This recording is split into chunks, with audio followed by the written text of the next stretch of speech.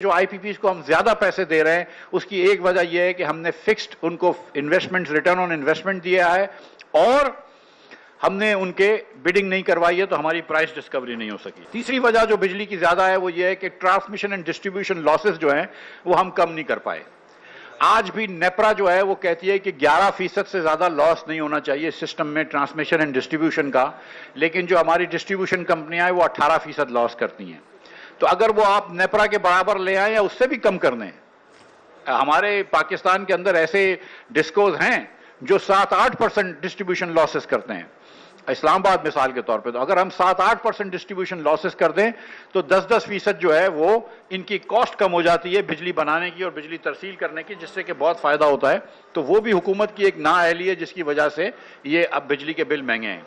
इसी तरह 10% बिल जो है वो हम पेमेंट कलेक्ट नहीं कर सकते, यानी कि वो बिल जिसको हम किसी सारिफ को या किसी को भी हम बिजली मुहैया कर रहे हैं, बिजली दे रहे हैं, हम उसको बिल दे रहे हैं लेकिन बिल नहीं मिल रहा हमको, लेकिन हम फिर भी बिल देते रहे हैं, तो उसका बिल भी जो बिल दहंदगान है वो दे रहे होते हैं। यानी कि आप उनका बिल भी दे रहे होते हैं जो दूसरे अपने बिल नहीं दे रहे होते।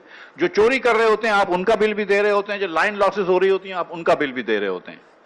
तो हुकूमत को यह भी कोई सिस्टम लगाना हो, चाहे वो प्रीपेड मीटर का सिस्टम हो या इलेक्ट्रॉनिक ट्रांसमिशन ऑफ मीटर्स का सिस्टम हो, कि जिसकी वजह से ये मसला खत्म हो और बिल जो है वो लोगों का जो ना दे रहे हैं उसको बिजली ना मिले, ताकि बिल कलेक्शन बेहतर हो, और बिल कलेक्शन बेहतर हो तो बिजली का बिल कम होगा। उसके बाद कुछ खुसूसी मराद देवी होती हैं हुकूमत ने, जिसकी वजह से कुछ लोगों को कुछ को फ्री में बिजली मिलती है, कुछ को बहुत सस्ते रेटों में मिलती है। मिसाल के तौर पे आज़ाद कश्मीर में बहुत सस्ते रेटों पे मिलती है, बहुत जगहों पे ऐसे चीज़ें होती है।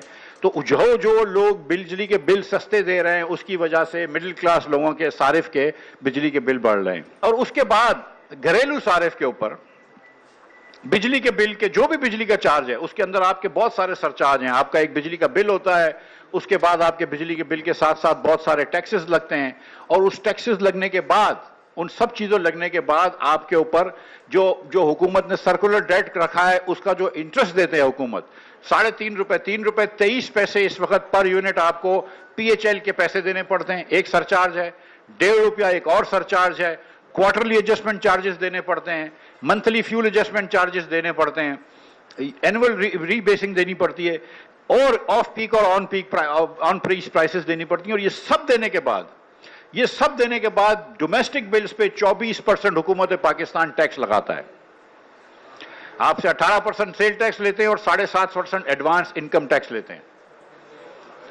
मेरी ये गुजारिश हुकूमत पाकिस्तान से है कि इस वक्त फिल फॉर हुकूमत पाकिस्तान को जुलाई, अगस्त, सितंबर और अक्टूबर, ये 4 महीने जो कि ज्यादा गर्मी के होते हैं, जब आपके बिल बहुत काबू से निकल चुके होते हैं, ये 4 महीने अपना सेल टैक्स, मैं इंडस्ट्रियल सारिफ के ऊपर नहीं कह रहा हूं हटाए, मैं कमर्शियल सारिफ के ऊपर नहीं कह रहा हूं हटाए, मैं कह रहा हूं कि इन 4 महीने घरेलू सारिफ के ऊपर टैक्स हटा दे, income tax, advance income tax हटा दे और सेल्स टैक्स हटा दे।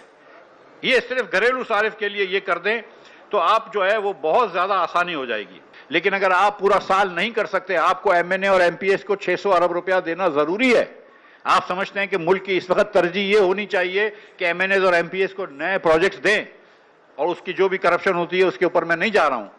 और अगर आपकी तरजीह अवाम की खिदमत करना नहीं है तो फिर भी अवाम को मार मत डालो।